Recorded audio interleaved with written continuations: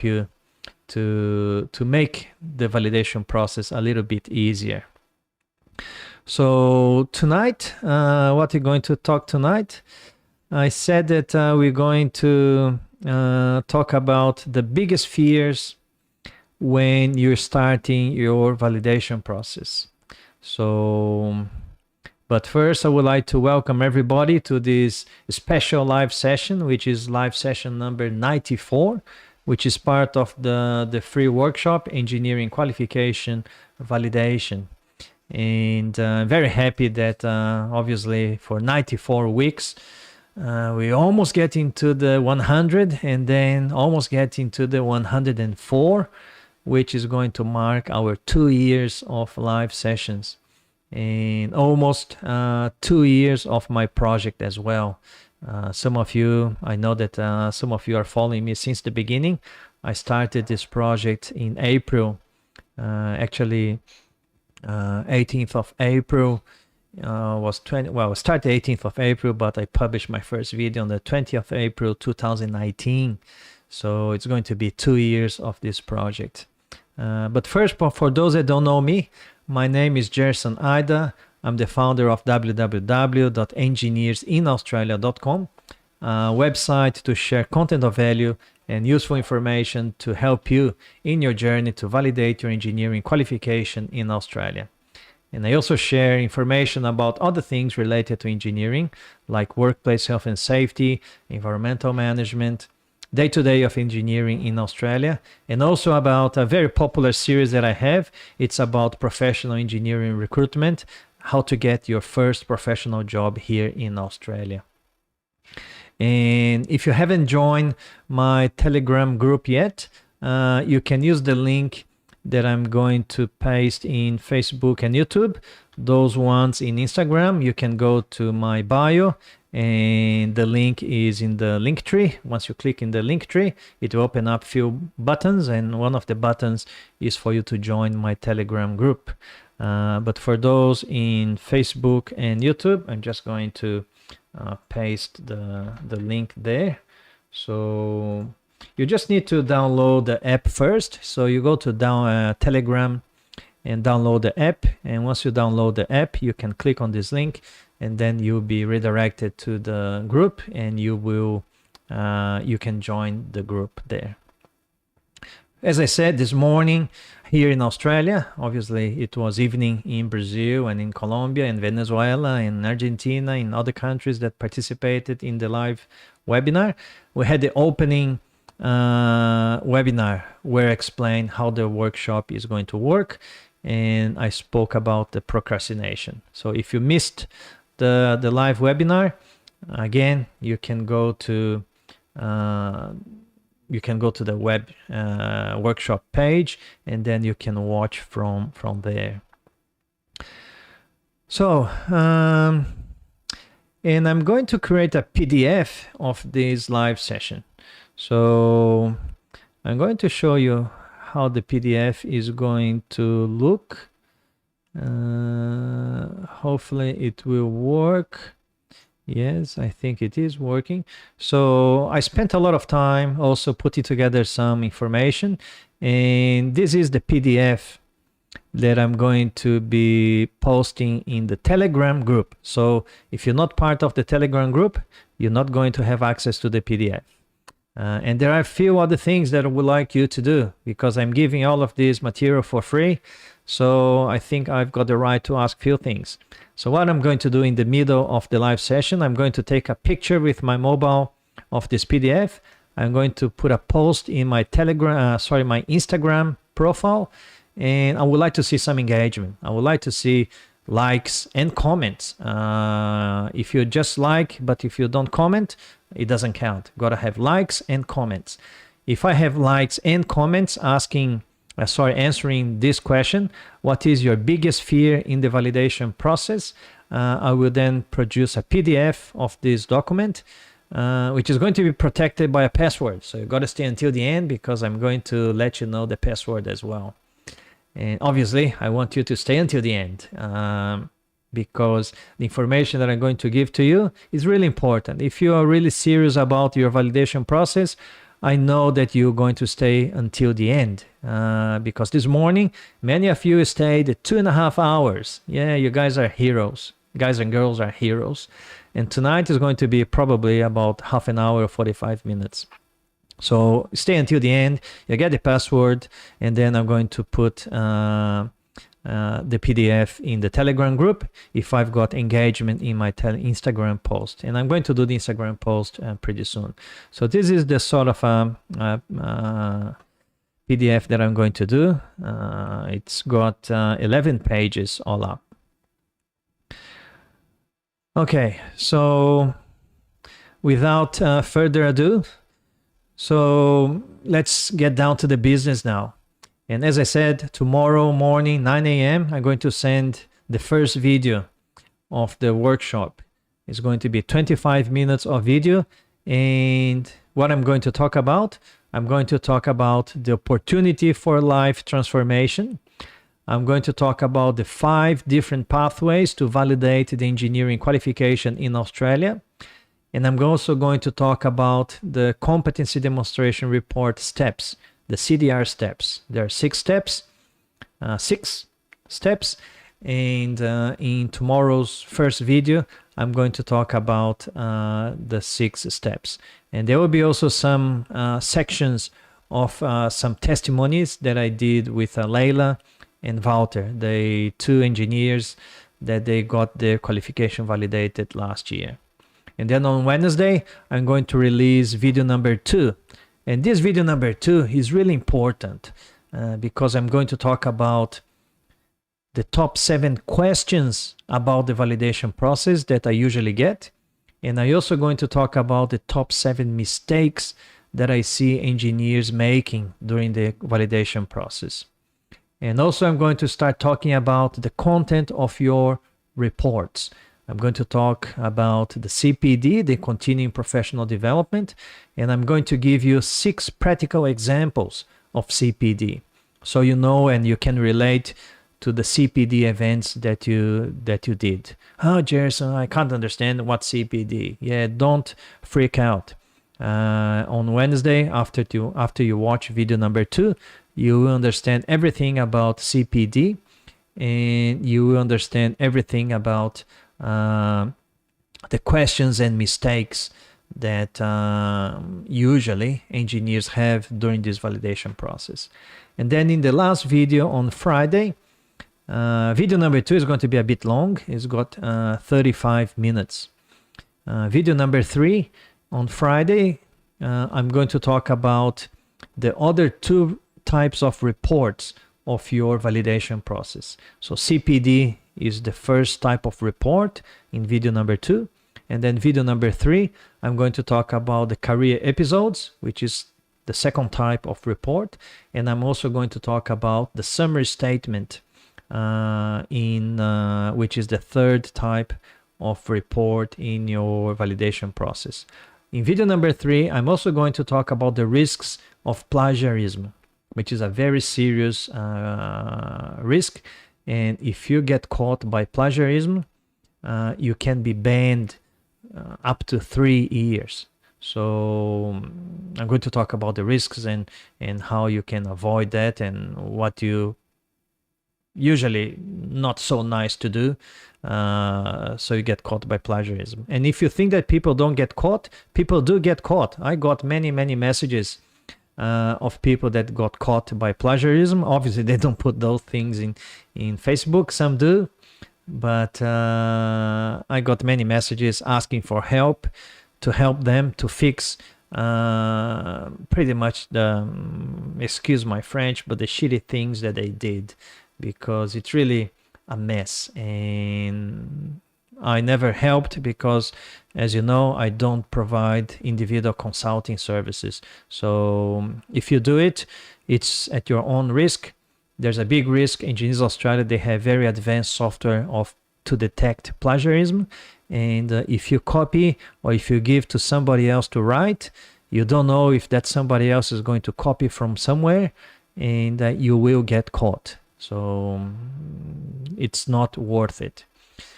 And also I'm going to talk about in video number 3, the Engineers Australia revision process in case of your application is not approved. So what can you do in terms of revision process? So I think I spoke about the calendar already. And I just would like to know from the audience, who from the audience was in the opening webinar this morning? Put in the comments, let's say me, ME, if you were in the live webinar this morning, because it's really interesting if I can get to know if you are coming back or not. I saw some familiar names, so I believe that there are a few people that they were in the live webinar. So yeah, hi Camila, yeah, in Instagram, yeah, remember you, Rodrigo, yeah, Andres, good, very good. I can see, yeah, Flavian, miss it, yeah, that's fine. You can always watch the replay. That's good. It's always good to see the recurrent people coming. So again, the workshop is going to go from today until next Sunday.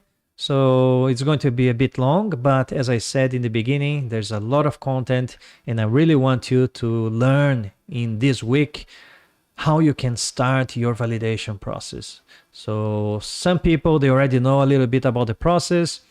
Sorry, but I need to repeat some information because there's a lot of people that they don't know anything about the validation process, and I'm here to serve pretty much all public, the audience that they don't know anything about it and the audience that they actually know a lot about it but they're not quite sure how to start.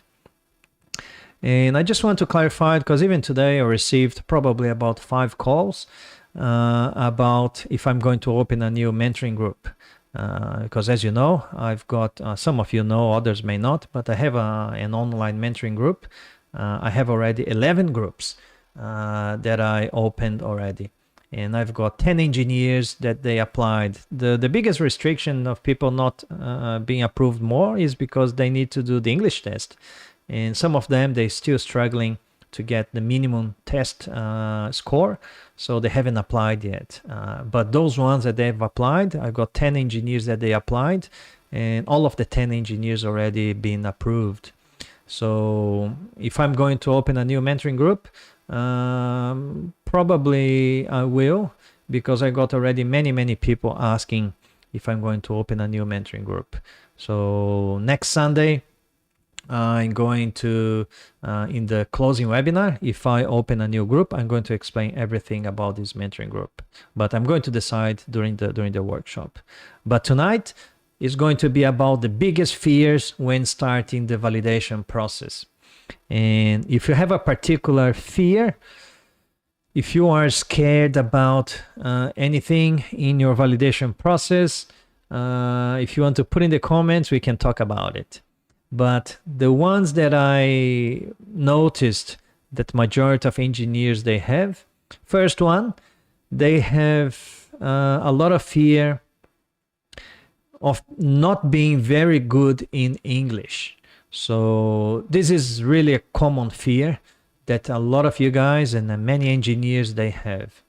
Why is that? Simply because English is not, at least it's not my mother language, it's not my native language. And we always feel, scared because we hear about PTE, we hear about IELTS, we gotta have fluency when we're speaking, when we listen to the text, we gotta listen and you gotta think about it and you gotta interpret what they're talking about. You got to think about the questions and then we got to develop the answer. So it gets really messy. In the beginning, especially when we are learning the language, sometimes we're not even good at that in our mother language. If I have to do a text interpretation in Portuguese, which is my mother language, I'll probably will struggle as well. Imagine in English. So this is a big fear that we have. Unless you're really, really fluent, you lived somewhere and you pretty much speak very, very well English, perhaps you don't have a fear. But majority of engineers that I know, they have big fear. And how to overcome that fear?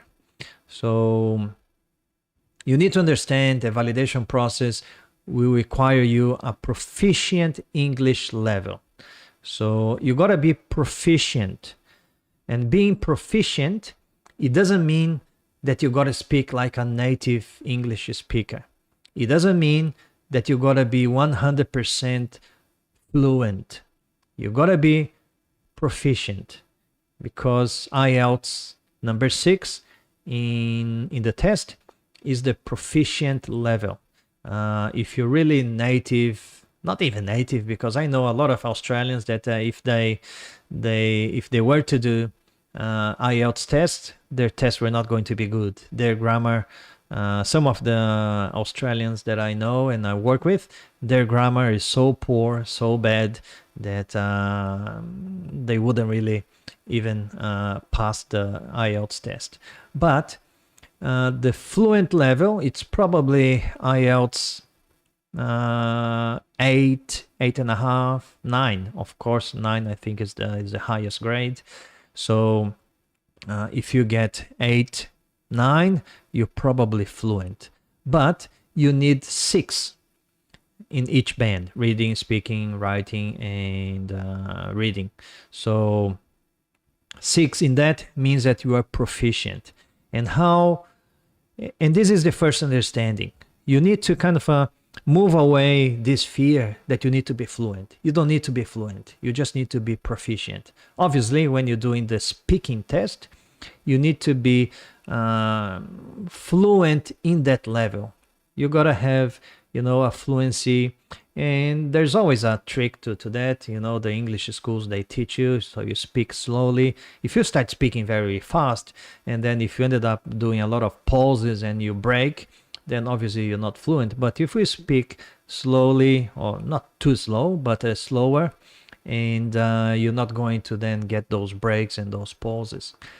But if you are planning very well your validation process, you probably still have about 3, 4, 5, 6 months until you decide to finish your validation work and apply with Engineers Australia. And you got to remember that the time that you push the button to submit your application to Engineers Australia, you got to have everything.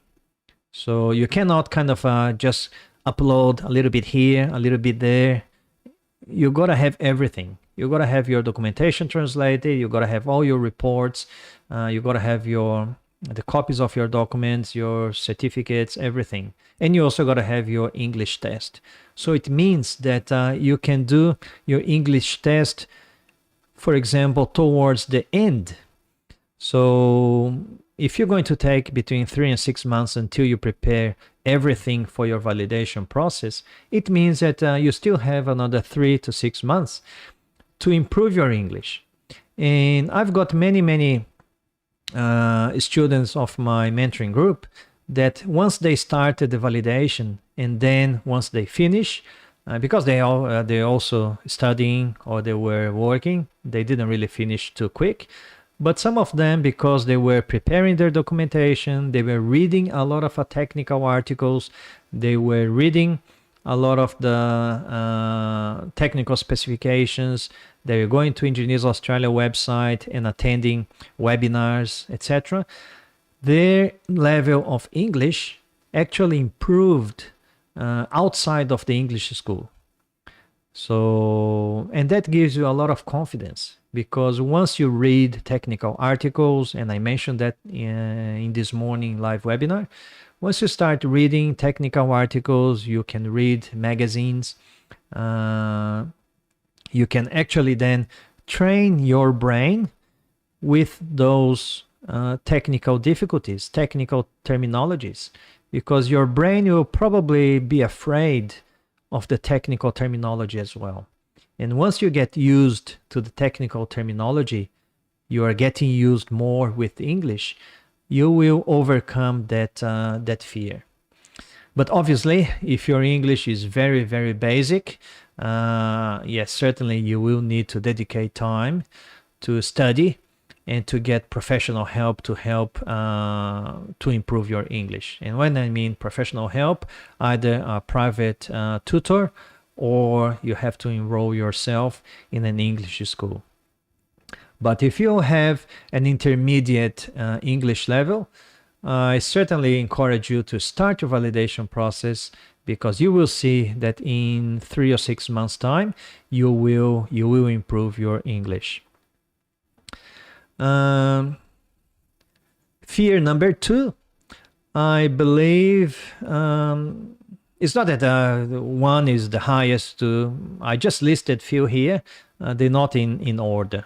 But number 2 in my list is not having enough work experience. A lot of engineers, they have this fear. I don't really have enough work experience, and what do I do? What should I write about? So, and this is very common fear amongst recently graduated engineers, or those ones that are away from engineering work for quite some time. And it can be easy. I know many engineers that they are here already in Australia for the last 4 years. And they came like me as an international student. And in the beginning, obviously, they couldn't really work as an engineer because they were not feeling comfortable, or they couldn't get a job as an engineer, or because the companies were asking them to be validated first. So, and it's a natural fear if you are away from engineering work for quite some time, or if you're just a graduate engineer. But the good news is that to validate your engineering qualification here in Australia with Engineers Australia, you don't need work experience.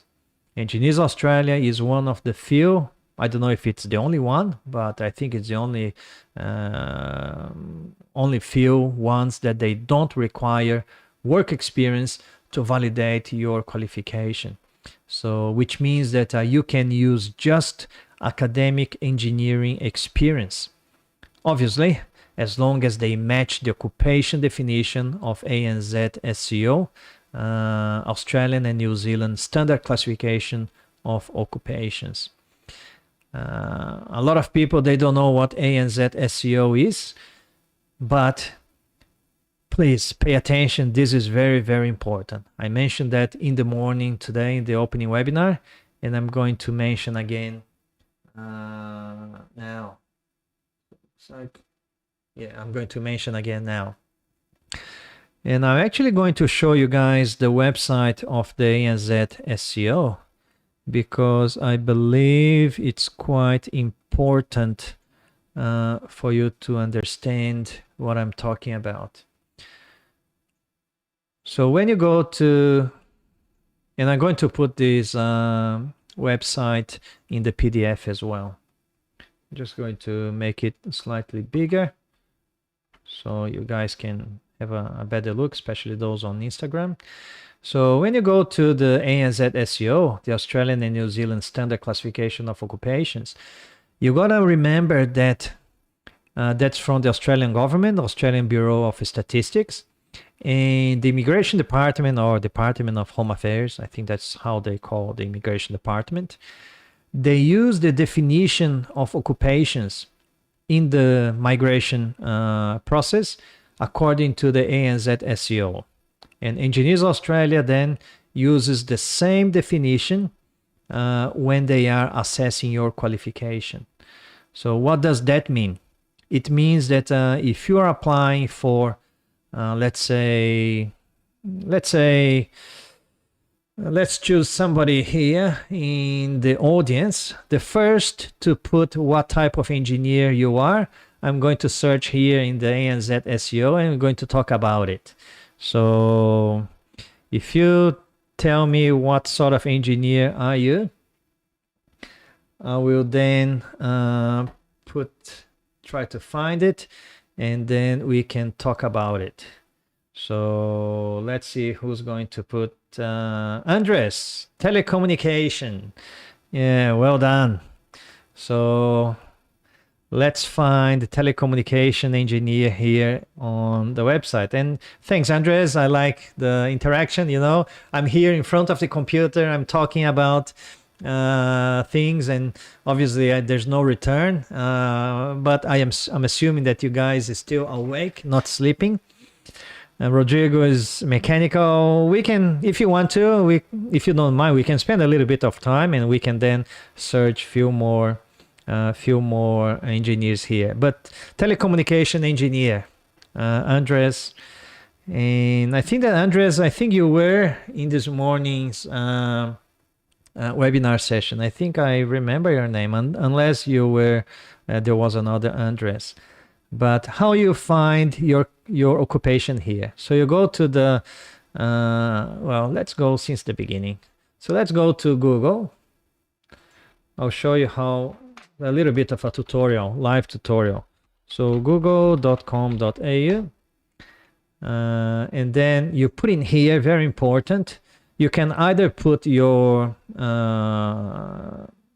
occupation straight away, but you can put professional engineers, A and Z SEO.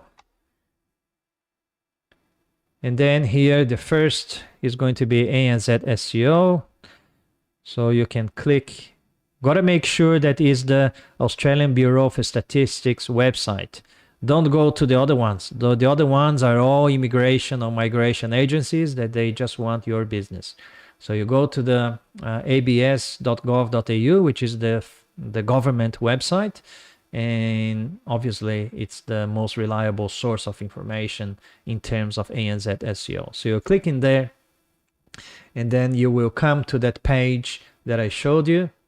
And then here, all the occupations there. The occupations there, you go, you scroll down, and where's the link? There's no link here. Usually there's a link. So you can go back to minor group engineering professionals, and then the link are here. Yeah, good. I thought that the links were not going to be here, but the links are here. So where is the telecommunications engineer? Would be electronics engineers, maybe. No, it's not. So it could be, we go back, I think could be in the other engineering professionals. Aeronautical, no, it's not here as well. Oh, that's interesting. So telecommunications engineer. So what do? We go back to Google, and we put in there telecommunications engineer ANZ SEO, and then again the Australian Bureau of Statistics, and there you go. Telecommunications engineering professionals. So your code according, and that's the booklet. Remember that this morning we spoke about the booklet. Your profession is here. It's page number 49. You got a list of the professions. So there is telecommunications engineer and telecommunications network engineer. So the important thing for you to note is that you gotta go here in the telecommunications engineer and read the definition. So this is the definition of a telecommunications engineer. Not long, but it is the definition. Designs and develops telecommunication systems, devices, and products. So this is the definition of the telecommunications engineer under this occupation number here. You will see that the telecommunications network engineer, it has slightly different occupation definition. Plans, designs, and monitors complex telecommunications networks and associated broadcasting equipment. So slightly different. Those tasks here, you got to be careful because those tasks, they include both. They include both telecommunications engineer and telecommunications network engineer. So sometimes you did one thing here, and then you think, let's say that you apply for telecommunications engineer, and then when you think about the thing about broadcasting, etc., when you read here, you think that it's part of the telecommunications engineer, when in fact it's part of the telecommunications network engineer. And if you do this mix-up, Engineers Australia assessor can tell you that the competencies that you're demonstrating is not really for the telecommunications engineer, but it is for the telecommunications network engineer. So that could be a little bit of an issue. So let's go back to the other ones, mechanical and civil. So mechanical, so let's go back there. Mechanical, I'm pretty sure that is here. So you go to engineering professionals, and then you go to industrial, mechanical, and production engineers. Again, there's a lot of tasks here that covers everybody, but you need to go to the mechanical engineer occupation. So when you go here, it says a mechanical engineer, they plans, designs, organizes, and oversees the assembly, erection, operation, and maintenance of mechanical and process plants and installations. And some of the other specializations could be air conditioning engineer, heating and ventilation engineer. And then it's different from the production or plant engineer, and different from the industrial engineer as well. The other one that it's in the comment, it is civil engineers. Again, there's a lot of tasks, but you gotta pay attention that those tasks, they are for the civil engineer, for the geotechnical engineer, quantity surveyor, structural engineer, transport engineer. So if you are going to apply for civil engineer, you gotta pay attention to this definition only. Plans, designs, organizes, and oversees the construction and operation of dams, bridges, pipelines, gas and water supply schemes, sewerage systems, airports, and other civil engineering projects. So I can give you some hints because also I'm a civil engineer, and I already saw many engineers that they got their application rejected by Engineers Australia because they ended up putting experiences that are not quite for civil engineer here in Australia. It could be for civil engineer in your country, in this particular example, in Brazil. One example, one engineer chose an experience to select types of wall. He was building an apartment building, and he then kind of was choosing between concrete blocks and drywall. So he chose that experience and described in the career episode, and Engineers Australia said that that is not equivalent to a civil engineer here in Australia. In Brazil, probably it is, but here in Australia, it's more about calculations. It's more about design. It's more about infrastructure projects. It's more about structural calculations. So I did a lot of refurbishments and construction of houses, etc. And unfortunately, that's not really what the civil engineer they do here in Australia. Also quality implementation, quality systems implementation. I did a lot of implementation of quality systems as a civil engineer in Brazil in construction, but here in Australia it's not really for the civil engineer. All right, so I'll go back to what I was talking about. So where did I top. Yes. Okay, good. And I'm going to give you guys, actually, so you guys know what I'm going to do so you can get access to this PDF. I'm going to take a picture of this Word document. Just going to clean my, and gotta take a square picture.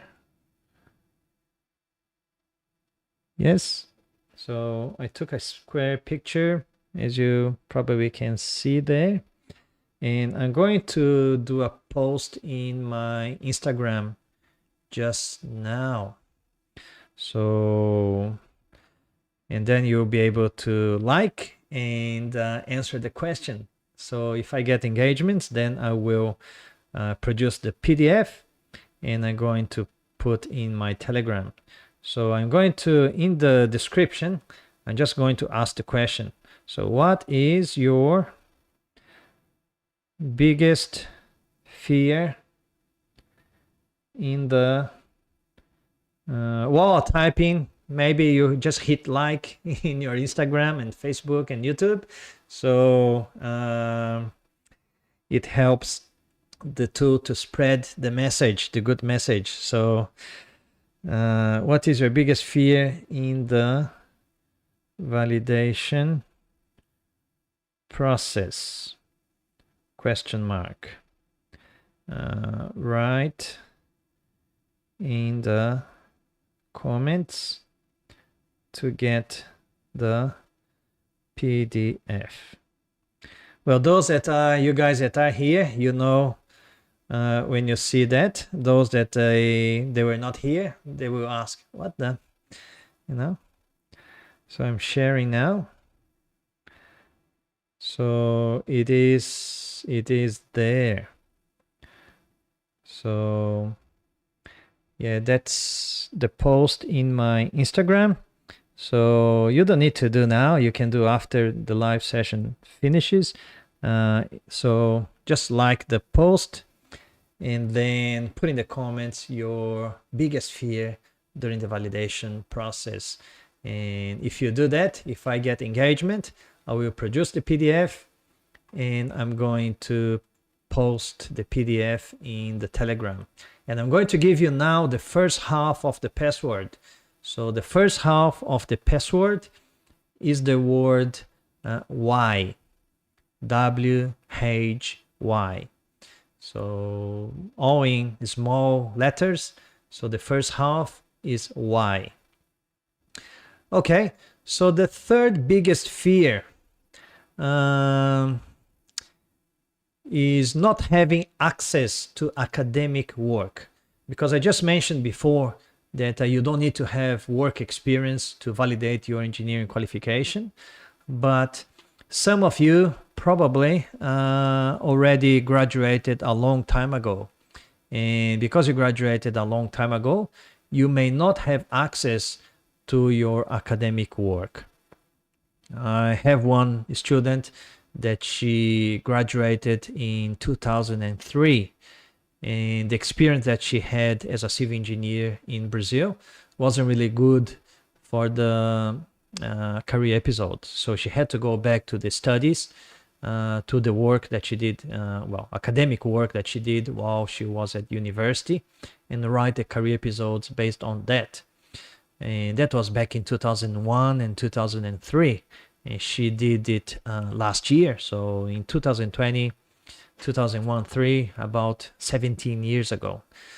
She did have some copies of some of the work, but also there was one career episode that she didn't have any copies.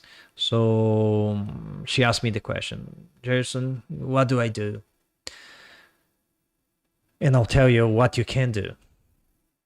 So preferably, it's better if you have a copy of the report that you're going to talk about, that you're going to write about. A lot of questions is, do I need to translate that report? And the answer is no, you don't need to translate the report.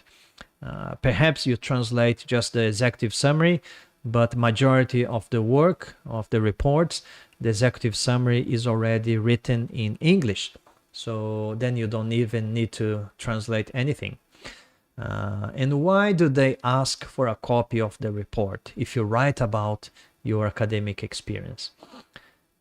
They just want to know that you actually did that report.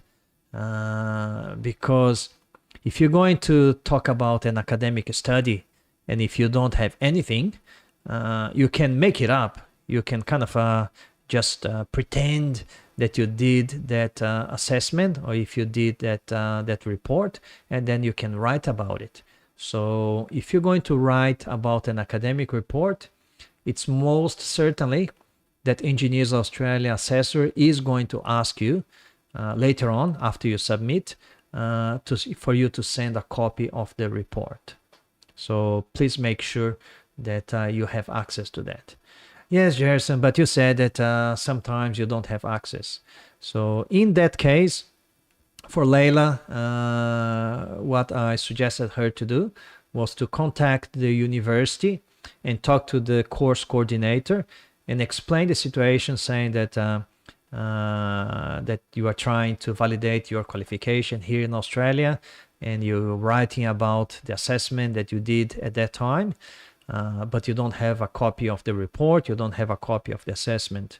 So if you could ask them to write like a reference letter saying that you were enrolled in that subject, but also it's probably a good idea for you to send a copy of your career episode to the university, to the professor, and then they can read what you actually wrote about it, and then they can compare to what was pretty much the assessment or the subject at university, and then they can write a letter saying that you were a student and the work that you developed in this career episode is accurate to according what was taught at university. So she did that for one career episode, and Engineers Australia accepted that. So it can be done, but obviously you need then more work, because you need to contact the university, you need to contact the course coordinator, and you need to do a little bit of sending your career episode and then talk to them, etc., etc. But it can be done. So you don't need to be totally desperate just because you don't have the copy of your report. All right, so the fourth fear that I listed here is how to choose the experience to use in the career episode. And I can tell you, and I'll ask you to listen very carefully. If you are scared about what experience to choose in the career episode, you're 100% correct. You should be scared. You should have fear if you choose the wrong experience. I'm just being honest. I'm not going to say, oh yeah, no, that's fine. It's going to be okay. You can choose whatever. We can work it out. If somebody tells you that, they're lying. Because if you choose the wrong experience, Engineers Australia will reject your career episode. Simple as that. So if you have this fear is prevalent and is legit. So having the right engineering experience, either academic or work experience, is critical to the process.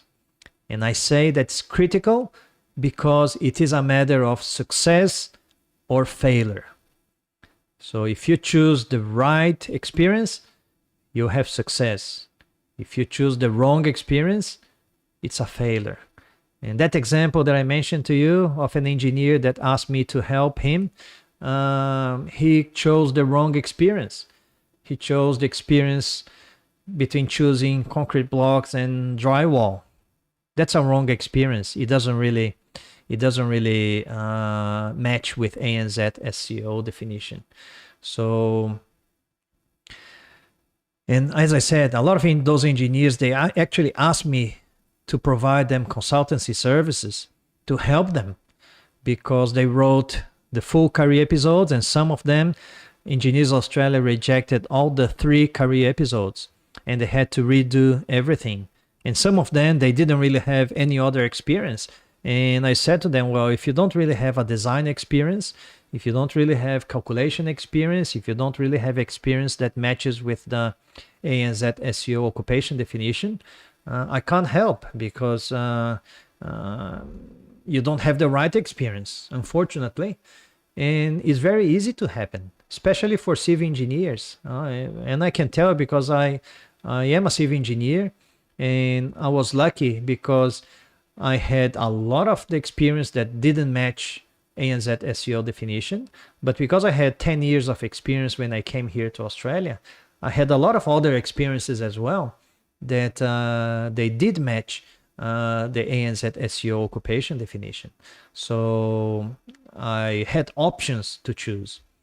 But if you don't really have options, the safest way for you to do is to choose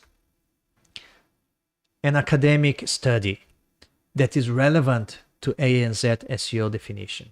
So just make sure that you really understand the ANZ SEO definition.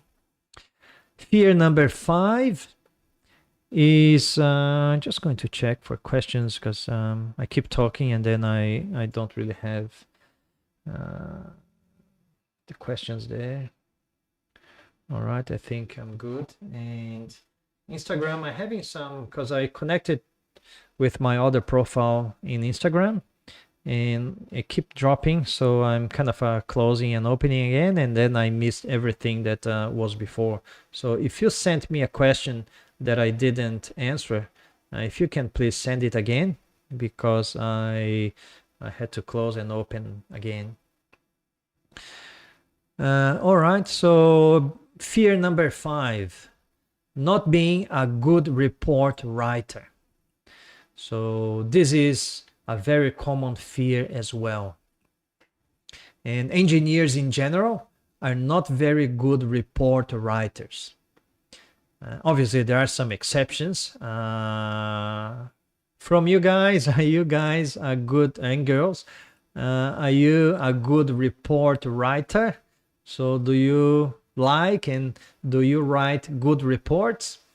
I myself, in the past, I didn't. As a good and classic engineer, writing reports is not really my thing. So, but some of you could be. So put in the comments, are you a good writer? If you're a good writer, perhaps you can teach me how to write really well.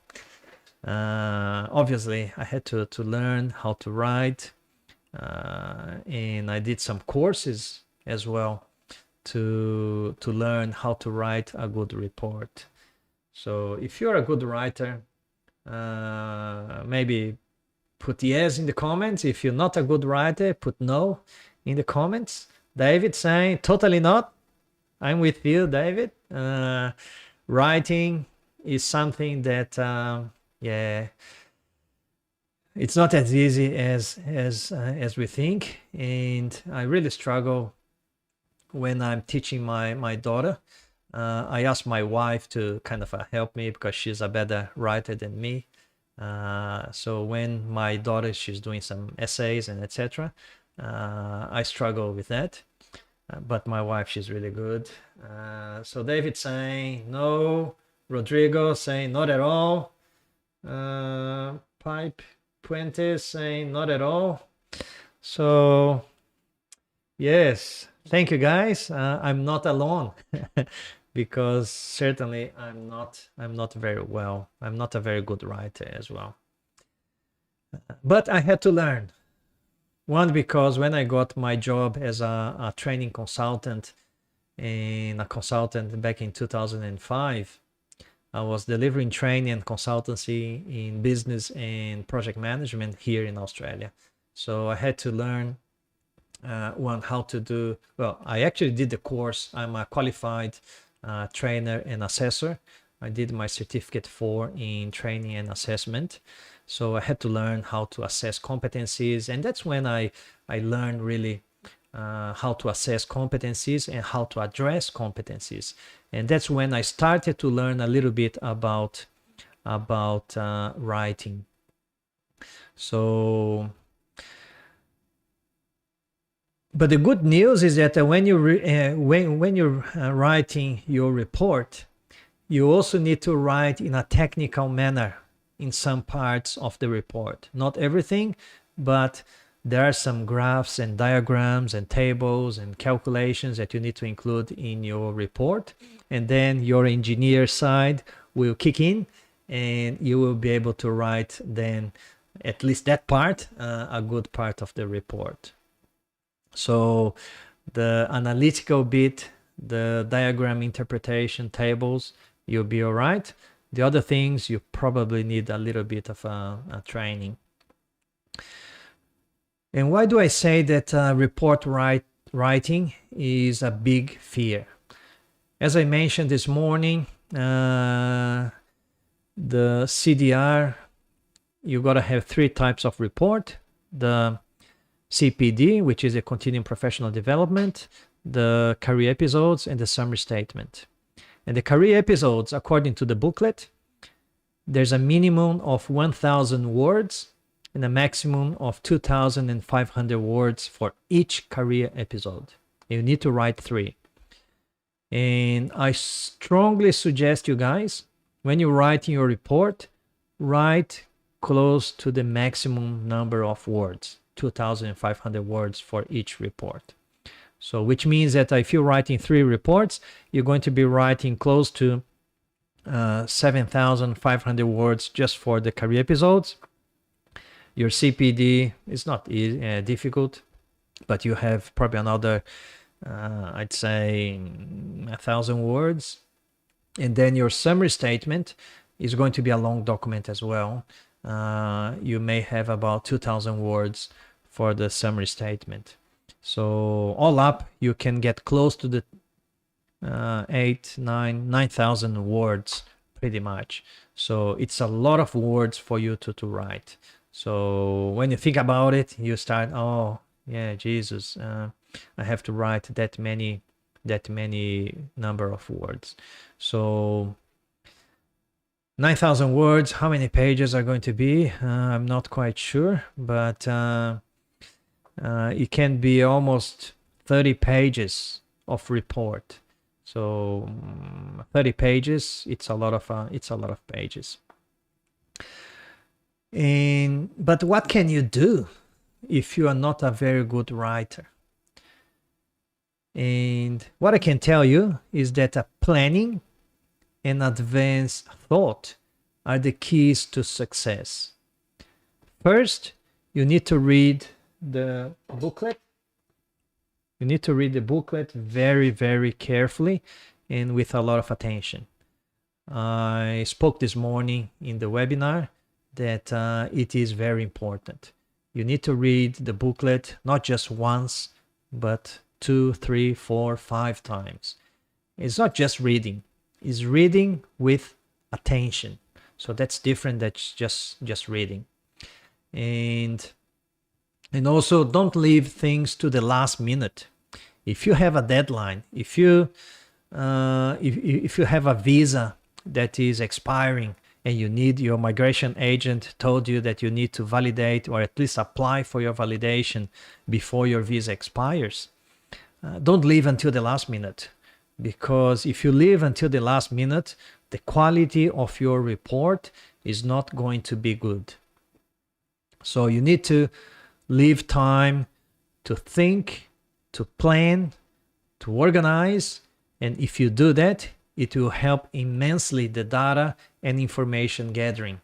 So remember when we did at school, I think even primary school, when we learn about how to write an essay, what do we call it in Portuguese again? Redação. You have the introduction, you have the body, and then you had the conclusion. And then for the introduction, you got to list the ideas, and for the body, you got to list ideas. In the conclusion, you got to list ideas and keywords, etc., etc., etc. So we did that to organize ourselves to write our essay. And you need to do this for you to write your reports as well. But for you to do that, you need time to plan and to think and to organize yourself. So just make sure that you do that. The other fear number 6, is understanding of competencies. So this is one of the biggest fears. I'm just going to answer some questions here in Instagram. Pipe Puentes asked, is it possible to apply again if the Engineers Australia refuses the application? That's a very good question, Pipe. Engineers Australia, before they refuse your application, they will probably going to give you a feedback and give you 30 days to add the additional information, to provide additional information that they need. So if it's missing some information, if it's missing documents, or even if you have to rewrite one career episode, or if you have to rewrite all of the career episodes, or if you have to redo your summary statement, they're going to give that feedback, and then you have 30 days to reply. And after you reply, if it's still not good, and you just have one chance, if it's still not good, they then can refuse or reject your application. If they reject your application not because of plagiarism, yes, you can apply again without having to wait. You probably just need to choose then better experiences, or you have to work. If you don't really have any other academic experience, you have to work in some activities that will provide you the basis for a good career episode. But if you've been rejected, not you, but if the application is rejected because of plagiarism, Engineers Australia will apply a ban between 12 months and 3 years. So between 1 year and 3 years, depending on the seriousness of the breach. Because if you engage one of those companies that they advertise on internet and Facebook, etc., if you give them your resume and they write everything on your behalf, even they promise you that they're going to give you a plagiarism-free report, that's a no-no. Because the same thing that you buy a fake product and the seller gives you a certificate of authenticity. So the certificate of no plagiarism, there's no value in that, because you don't know where the company or where the other person got the content from. Maybe they copy and pasted from somebody else. They just change few things. In Engineers Australia, they have very advanced plagiarism software. They will detect a copy and you will get caught. And you can be banned for up to 3 years. If you are banned for up to 3 years, means that between now and 3 years, you cannot apply again. And it's not just that. They send your details to the Department of Home Affairs or Immigration Department. And especially because if you're going to apply for another visa, a student visa or a permanent visa, temporary visa, whatever, they do the assessment, they do what they call character assessment. And because you breached the Code of Ethics of Engineers Australia because of plagiarism, it gets a little bit of dirty stain in your records. And the Department of Home Affairs can even probably not approve your visa because you failed in some of the character assessment. So gotta be careful with that. The other question, English is not our first language, so it's not an easy task. Yeah, Kinley, yeah, welcome back. Certainly, it's not an easy task to write reports, especially when our language, when our mother language is not English. Even for the native speakers, writing reports is not easy because it's not just about understanding, English grammar and understanding, know how to write, but it's about the structure. And it's not just structure. You need to match the competencies, you need to use the right words, you need to match the level that you're applying for, professional engineer, engineering technologist, engineering associate. So it's not very easy. But there's always a way to get better and to write properly. And obviously in my mentoring program, I teach how to do it. I don't do it. I don't write on behalf of anybody because I know that's plagiarism. It's breach of code of ethics. So breach number 6, as I said, understanding of competencies. That's another fear, because you go to the booklet again, and then you have the competency table. So that's a summary statement for professional engineers. Obviously, you're not going to be able to read that, but there are 16 competencies that you have to address, and I speak about that in video number 3 that I'm going to release on Friday. And when you read the booklet, the competencies, they're not very easy to understand. So the fear is really natural, because somehow it's a little bit difficult to overcome. So there's a challenge of understanding what is a competency. You need to understand what competency is. You need to address each competency, and you need to understand what experience that you had will match the competency that you're trying to prove. And obviously there's the language barrier as well. So I myself, when I started doing my process back in 2005, there was no help. There was no Facebook, there was no Instagram, there were no videos in YouTube.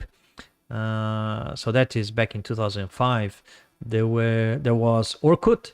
I had my profile in Orkut, but I wasn't active in Orkut. And even Orkut, I don't believe there was any group with information. So what did I do? Well, first I spent a lot of time, and I wasted a lot of time and money because I was writing without really knowing. So I had to rewrite many times until I was happy. I just figured that out when I completed, as I mentioned before, my certificate in training and assessment, because my first job. So when I did my training, and then when I understood what a competency was, because obviously if I was providing training in business and project management, I was doing assessment. I was assessing competencies of my students. So I learned how to do it. And when I learned how to do it was when I actually kind of, when the coin drops, that light bulb moment. Oh, now I know what I need to do to address the competencies in my validation process. So that's what happened. And also another thing that helped me to understand was when I became a chartered professional engineer back in 2009-10, I think. And I was invited by Engineers Australia to be part of the panel of interviewers to interview other engineers to become chartered professional engineers. And they were submitting their career episodes, and I had to read, and I had to review, and I had to ask questions, and I did dozens and dozens of those revisions. So it also helped me to understand what a competency is. And what did I do then? After many years, I put everything together in a structured program, and then I put together my mentoring program. And that's why my students, they've been very successful. And I have a lot of videos in my YouTube channel. I've got more than 150 videos. They're all free videos. You can go there and just consume all my videos. And a lot of the information, it's there as well. You just need to have, obviously, time to watch those videos there. But it's all there. But certainly competencies, you really need to understand. If I can give you a very good hint, you just need to understand that a competency is a learning that you implemented. So in this morning today, one of the participants asked me a question. Can I use a hypothetical situation as part of the career episode? And my answer was no, you cannot, because the career episode is a narrative of the past. It's something that you did. So something that you learned and something that you implemented. So if you're using a hypothetical situation, it's a learning that you have, but you haven't implemented yet. And if you haven't implemented yet, it means that you are not competent. Okay, so it's getting a little bit late. So plagiarism is the last fear. So I mentioned already about this. Just make sure, and I ask you, please, don't get caught by plagiarism. Because, as I said, you will be banned from 1 year up to 3 years. And it's not just like that. Because you're banned of applying for another validation process, it can kind of, how can I say, damage your migration objective as well. Because then if you cannot be validated, and if you're applying for a skilled visa, it means that you cannot apply for a skilled visa in the next 3 years or up to 3 years. It also means that if you're going to renew your visa as a student or whatever, because Engineers Australia will send your details to the Department of Home Affairs, you can even get your student visa refused because you failed in your character assessment. And then if you get your visa denied, then of course it's more money, it's more stress, you go to the court, etc, etc, etc. So it's not worth it. I mentioned this morning, the process is simple, but unfortunately it's not easy. The process is simple and a little bit difficult. But there's always a way to do it. People obviously get validated. If you do the right thing, you will get validated. Obviously, if you didn't really have experience at university, if at university you are not a student that did good things, you probably don't have anything from the university. And if you were unlucky to work in activities that are not recognized here as an engineer, yeah, it's going to be difficult for you. And my students, when they ask me the question, I am very honest with them, and I say to them, this experience is good, this experience is not good. If they don't have a good experience, what else can I do? I can't really do much. They cannot really make it up. But plagiarism is really, really serious. Please, please, please don't do it.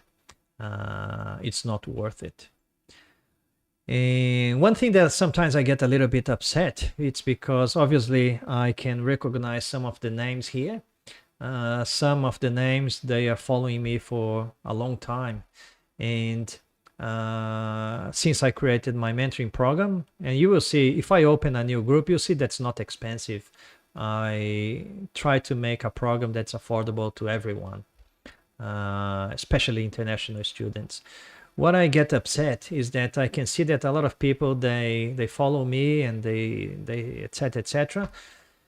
And I don't understand why they don't invest to get, for example, my mentoring program and do it right in the first place. And then when they get rejected, they come back to me asking for help, and they're willing to pay 10 times more than what my mentoring kind of program cost.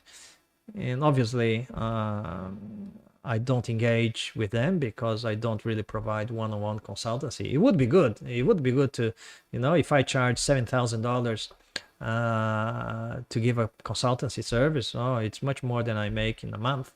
So I can ask for 30 days recreation leave or holiday, and then I can get 2 or 3 of those consultancy services, and I can do $21,000 in a month, But my purpose is not really to make money. I want to help you guys. So if you're really 100% sure what you need to do, go for it. Do it by yourself and go for it. But if you're 50% not sure, ask for some professional guidance. Not help. I'm not asking you to engage companies that will do for you because it's plagiarism, but guidance. If it's with me, great. I'll be more than happy to help you. There are a few other people that they provide guidance as well. Just get professional guidance because it will help you. But don't engage with people or companies that they will do on your behalf because it is plagiarism. Another question that I get, can I do in my own language and ask a translator to translate? No, this is plagiarism because the booklet is very clear. The report needs to be done and written by you. Yeah, but I did write in my language. I just asked somebody else to translate. Doesn't matter. The final product is the English report. If you haven't done it, if somebody else did it for you, it's plagiarism. So don't do that. Yeah, but it's not going to be perfect. Doesn't need to be perfect. If you're providing IELTS score 6, for example, your report needs to reflect that level. If you have a test giving 6 and then you provide a report, a perfect report, the assessor is going to be suspicious because, you know, your test is 6, but your report is equivalent to a 9. So how can this be? So it kind of flags a red flag. So just be careful with that. All right, I'm just going to check.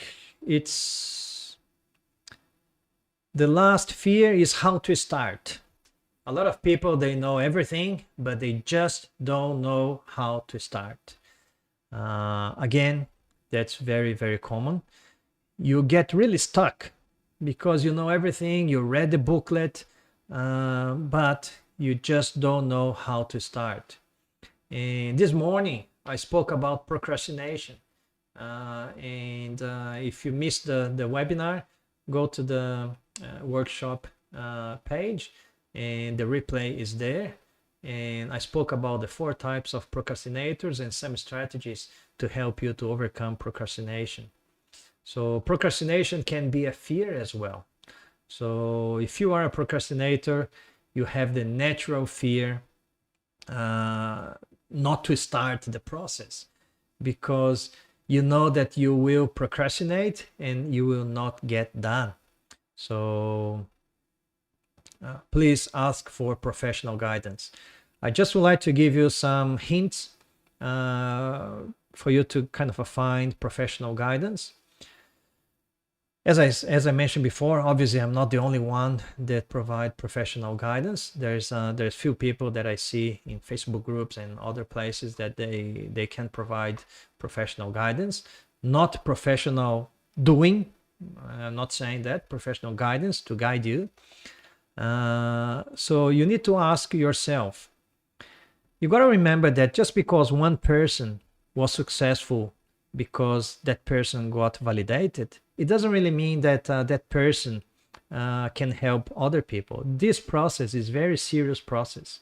So I thought many times before I start this and I put together my mentoring program because I know that is a very serious process and I don't want, even though my mentoring program, I don't promise that you're going to be validated because obviously it's your experience, but I promise that your CDR will have very strong chances to be approved.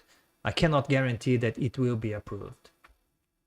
But when I put my mentoring program, I thought many times because it's a serious process and I am 100% that if you follow my formula, because my mentoring program is called Validation Formula, if you follow my formula, you will have very good chances to be approved because I've got more than 10 years of doing this. But some people, and I get upset with some people because, you know, just because they got approved. They think that they can help everybody. Good on them. They can share their experience, but they need to be careful if they're going to charge you money for that, because it's really it's a serious process. It can kind of ruin your future, and I'm pretty sure, and that's why I give you a 30 days guarantee as well, because I'm pretty sure that my process, if you follow exactly what I'm asking you to do, you will have very good chances. So you need to ask yourself, is the source reliable? Is the person reliable? How much experience they have in the process to guide people? Can they teach how to do it? So, because obviously you don't want them to do it for you, because if they do it for you, it's plagiarism. So just be careful. Is the source reliable? Have they done that before? How many people have they already guided? And can they teach you how to do it, not to do on your behalf? So certainly it's good on them offering help and sharing knowledge, but just be careful. And I said, if you chose to be my student in my mentoring program, if and when I open another group, I'll be more than happy to guide you. All right. What else am I going to say? Oh yeah, I'm going to give the second half of the password. So those ones here, they heard the first half. The second half is wait. W-A-I-T. Wait. So the PDF, when you try to open the PDF in Telegram, is going to ask you for password, and you just need to put the two halves together, all in small letters, and you will open the PDF. Oh, Gerson, I missed the first half. Good. If you missed the first half, you just need to go back to the beginning of the live session and then watch the beginning, because during the live session I mentioned what was the first half. And then next time, make sure that you arrive on time, and then you can see the two halves together. I've got another question here in Instagram from Camila. I'm going to get a sip of water.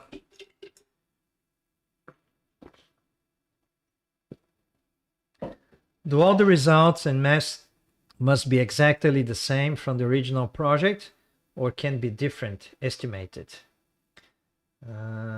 Yeah, that's a good question. If you have the report, obviously it can be the same as original.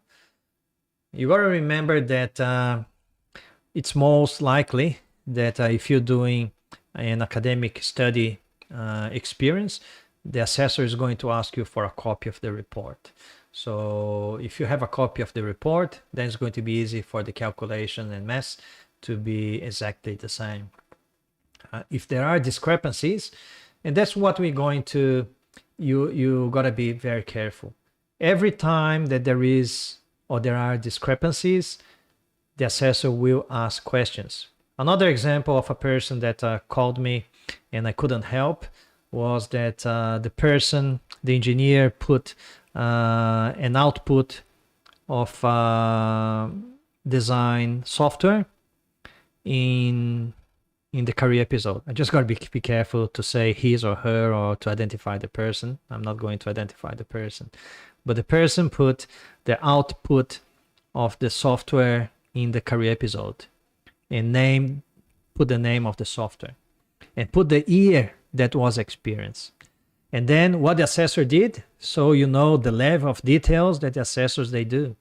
The assessor provided a feedback saying that that software was not released before the year that that engineer put in the report. So let's say hypothetically, the engineer described an experience in 2005 using that software. and the software was just released in 2007, for example.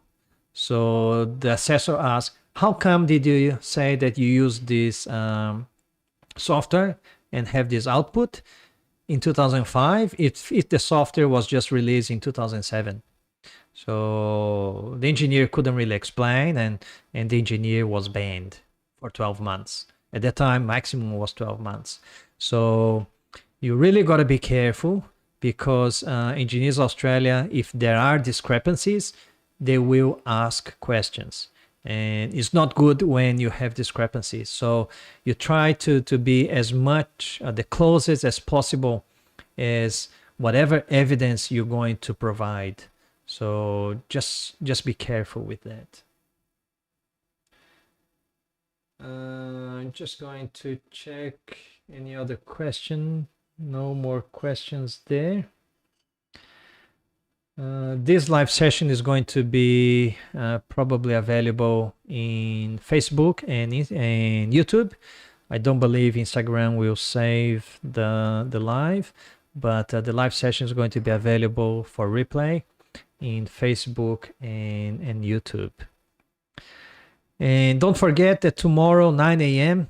I'm going to be releasing via email the video number 1, where I'm going to talk about the opportunity for life transformation. That's probably the biggest objective that you want. And also I'm going to talk about the 5 different pathways to validate your engineering qualification in Australia. And I'm also going to talk about the 6 steps for the CDR, which is a competency demonstration report, which is the majority of engineers will have to follow. And if you have suggestions, comments, I'm going to put the, again, in the workshop webpage. So again, to access the webpage, you just go to my website, engineersinaustralia.com, and then you go to Eng Qual Val menu. So once you go there, it will open up the page of the workshop. Here you can watch the replay of the webinar this morning. As you can see, I think there was 2 hours and 9 minutes. And then if you have comments, please put the comments in the box. I appreciate that. And here you will be able to access video number 1 as well. And if you want to check the workshop calendar, it's here. As you can see, there's a lot of events that's going to happen between today and next Sunday. You can join my Telegram group. You can join my Facebook group, Migration Skills Assessment for Engineers Australia. If you want to send me your 3 main questions via SurveyMonkey, you can click in the link and then you can send it to me. And also you can watch the testimonies from some of my students. And the PDF is going to be this one. So this is the PDF that if I get engagement, which means likes and comments in the last post in my Instagram profile, I will make this PDF and I'm going to send it to you, where I have all the fears in here. All the fears, 4, 5, the ANZ SEO address there as well. Fear number 6, fear number 7, fear number 8. So as you can see, 11 pages. So 11 pages, 2,669 words. So that's fairly similar to what your career episode is going to be, 11 pages. So if you have to write 3 career episodes, it's going to be about 30 pages. All right. Do you guys have any other particular question there? If you guys don't really have any other question, I would like to certainly thank you very much for your patience in 1.5 hours of this live session. And don't forget that tomorrow I'm going to send you the first video, Wednesday the second video, and then Thursday going to have Instagram live session, and I'm going to give away 15 minutes of free consulting to somebody that's going to be live with me on Thursday on Instagram. So I would like to thank you guys very much. You're welcome, Andres, and I'll see you in my videos tomorrow during the week and in the live Instagram. See ya. Bye bye.